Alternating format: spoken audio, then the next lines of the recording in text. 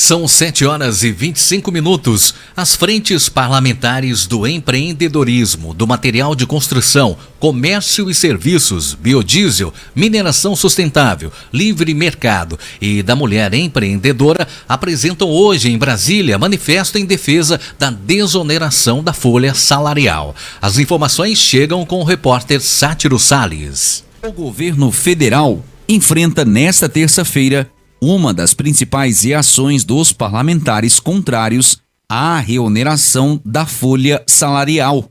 Deputados federais e senadores que representam o setor produtivo no Congresso Nacional divulgam hoje, às 14h30, um manifesto contra a medida provisória que acaba com o incentivo fiscal por meio da redução da alíquota do INSS para os 17 setores da economia, que geram atualmente 9 milhões de empregos.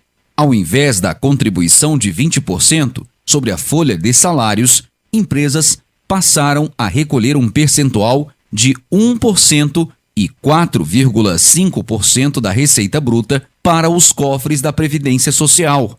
O benefício foi renovado até dezembro de 2027, mas o presidente Lula decidiu vetá-lo.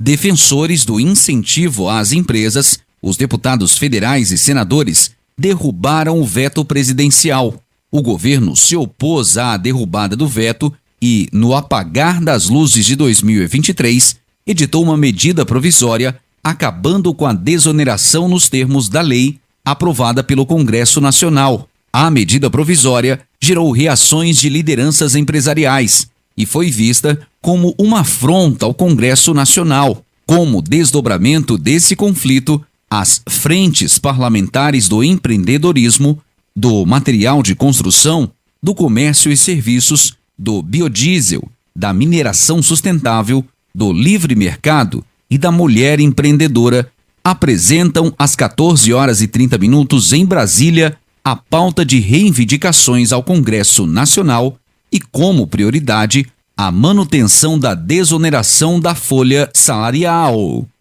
Com redação do Ceará Agora, Sátiro Salles. Olha, o Sátiro fez um resumo interessante da reação que tem havido desde o final de dezembro do ano passado, quando o ministro da Fazenda, Fernando Haddad, decidiu então apresentar essa medida provisória, reonerando toda a folha, né, de pagamento desses 17 setores da economia, de empresas que representam, segundo eles, a maior empregabilidade, ou seja, que mais empregam no país. Na realidade é o seguinte, o argumento utilizado pelo governo é que não havia no orçamento para este ano de 2024, a previsão da prorrogação do benefício, que na realidade se encerraria no ano passado mesmo, em 2023. No entanto, os setores que foram afetados, né, eles criticam e muito a decisão. Porque, por exemplo, em janeiro já desse ano, essas mesmas frentes encaminharam ao presidente do Congresso Nacional, Rodrigo Pacheco, e também para os líderes partidários, um ofício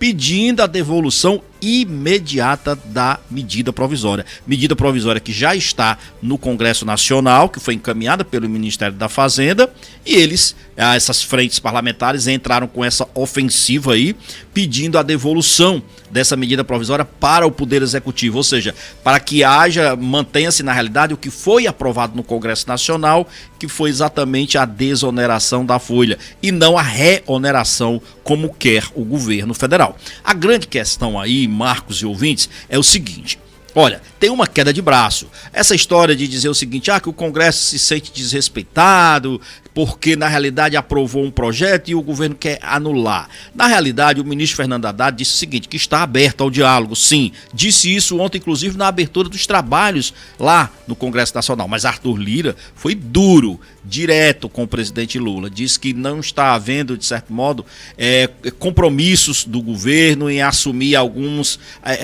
em honrar, na realidade, alguns compromissos. E que disse o seguinte, que pode até recuar em algumas coisas, apoiar em outras outras o governo, mas o governo tem que dar também sua contrapartida. Então, a briga, essa queda de braço também, ela passa por uma questão de natureza política. A gente sabe, por exemplo, que o Arthur Lira já está em plena campanha para fazer o seu sucessor na Câmara dos Deputados e quer, lógico, o apoio do governo, o apoio do presidente Lula para esse nome que ele deverá indicar. E o governo, naturalmente, não quer ficar dependendo do Arthur Lira, ele quer exatamente ir em busca de um outro nome. Tudo isso para dizer o seguinte, que a questão tem como uma causa de fundo importante a política, embora tenha efeito prático na vida real das pessoas, porque a reoneração da folha, segundo as empresas, vai trazer prejuízos para elas, mas principalmente para a queda no desemprego. O governo, por sinal, Marcos, ele questiona isso.